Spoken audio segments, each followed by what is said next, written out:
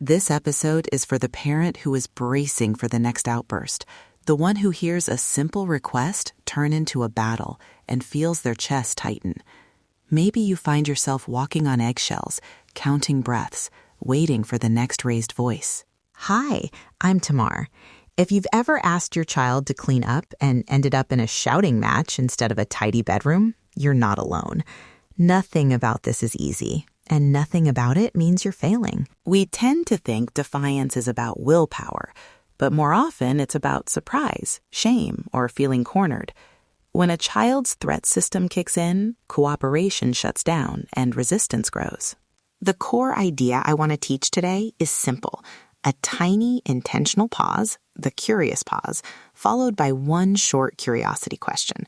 That pause slows your script, lowers the heat, and changes the conversation from punishment to problem solving. What I'll give you: 3 questions you can use with toddlers, school-age kids, and teens. I'll say exact words you can borrow, show you how to stand or sit so dignity is preserved, and warn you about common traps so your curiosity doesn't sound like interrogation. First question, the safety check. Before we ask why someone is arguing, we make sure everyone is okay enough to talk. It's quick, factual, and grounding. For a toddler, you might say, "Are you safe? Can you breathe? Do you need a quiet spot?" Soft voice, simple words. For a school-age child, "Do you feel steady enough to talk, or do you need a minute?" And for a teen, "Are you okay to keep talking right now, or should we pause and come back in 10? The tone here is neither punitive nor indulgent. It's factual. Safety first. When a child knows you're checking safety, it signals you're there with them, not against them. Question 2 is the choice clarifier. This one restores agency while keeping your limit. With toddlers, you can pick the blue cup or the red cup, but we leave toys on the table for dinner. For school-age kids, you need to be inside by 8. Do you want to walk in now, or do you want to come in 5 minutes and I'll meet you at the door? Notice the pattern. Keep the boundary. Offer a constrained choice. Kids aren't being stubborn to spite you. Choices help them feel some control when everything else feels decided for them. Question 3 is the help me understand probe. This is where curiosity really opens the door. For a toddler, help me understand, what were you trying to do with that toy? For school age, help me understand what made you choose to leave your homework. I'm trying to learn. For a teen, help me understand what's going on for you right now. I want to hear it, not fix it. Important delivery notes. 1 short question at a time. Slow your voice. Lower your body to their level for younger kids. For teens, a slightly softer tone usually works better than intense eye contact. Silence after the question is your ally. Give them time to answer without jumping in. A few red flags when curiosity can backfire.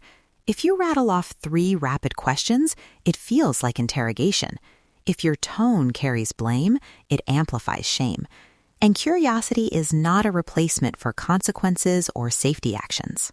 Quick fixes. Ask only 1 question. Keep it short and make your posture neutral rather than looming. If a child is physically aggressive or truly out of control, move to safety steps first. Protect everyone, then reconnect later. 2 micro practices to try tonight. Practice 1, the 5-second pause. Next time a request starts to slide into an argument, count quietly to 5, breathe, then ask the safety check. Practice 2, the 2-sentence choice. Say your boundary in 1 sentence, then offer a short choice in the 2nd sentence. Exactly 2 lines. For neurodiverse kids and sensory needs, shorter scaffolds and movement-friendly options help. Offer choices that include movement. You can tidy for 5 minutes now, or we can do it together after a 2-minute break. Use visual timers or gestures rather than long verbal explanations. When should you prioritize leaving or calling for help? If a child is harming themselves, others, or you feel physically unsafe, leave the situation, get to safety, and seek professional support. Curiosity-based conversation is for moments when everyone is physically okay enough to talk. A short co-parent alignment prompt you can use. We'll both use the safety check first, then agree on one clear consequence if the boundary isn't followed. We'll come back and talk when everyone's calm. This helps follow through and avoids mixed messages. Before we close, a brief rehearsal. Imagine your child slams the door after you ask them to set the table. Pause 5 seconds, lower your voice, and say, "Are you okay to talk now, or do you need 2 minutes? I want to know what happened." Try that line tonight and notice how it shifts the tone. This isn't about perfection. It's about presence over performance. You don't have to fix everything today. Just stay. Stay curious. Stay steady. You don't have to win. You just have to persist. If one approach doesn't land, try the pause and one of the 3 questions again another time. We aren't supposed to parent alone, so find your village, lean on it, and practice these short scripts together. Before we go, a quick reminder. Curiosity complements consequences. It doesn't replace them. If behavior is frequent, escalating, or dangerous, get specialist support. And if you ever feel unsure about safety, choose the safety first steps we talked about earlier.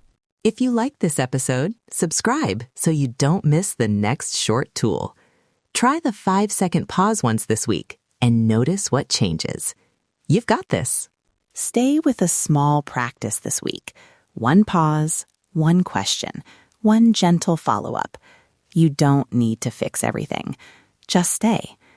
Walking on eggshells is exhausting. This is one way to make the floor a little steadier. If this episode helped, parent support is available. Linked in the bio.